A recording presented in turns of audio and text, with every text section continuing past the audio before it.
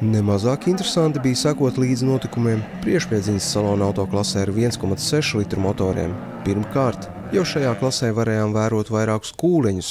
Otrakārt, debitantu šeit bija cik uziet. Kaut vai no folkreisu staļiem uz autokrastu nometni ir pārgājis ne tikai Jānis Nikels, bet arī Mareks Dainis. Līdz vadošo braucēju pozīcijām gan abiem patālu, bet viss nāk ar laiku. Fināls šajā ieskaitē solīja dueli starp allažu ātro Kasparu Silnieku un pērno čempionu Reini Lilienšteinu. Vienkārši priekšbraucienos abi guva uzvaras, katrs savā kvalifikācijas grupā.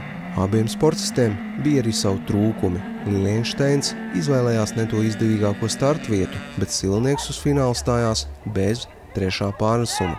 Diemžēl iznākumā šis duels nesanāca. Silnieks priekšlaikus kapitulēja un uzvar nonāca Lilienšteina rokās. Pat uzbrukuma pozīcijās līdz Reinim nenonāca tās dienas otrās vietas ieguvējs Anns Kļava.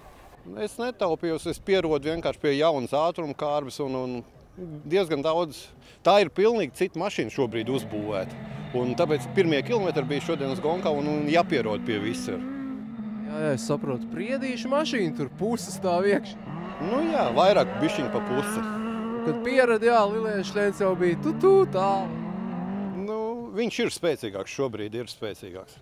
Par Lilienšteinu prieks. Statistika liecina, ka Reņa karjerā līdz šim nav bijusi neviena sezona, kas netiktu iesākta bez tehnikas ķibelēm. Šīs gads iesācies savādāk.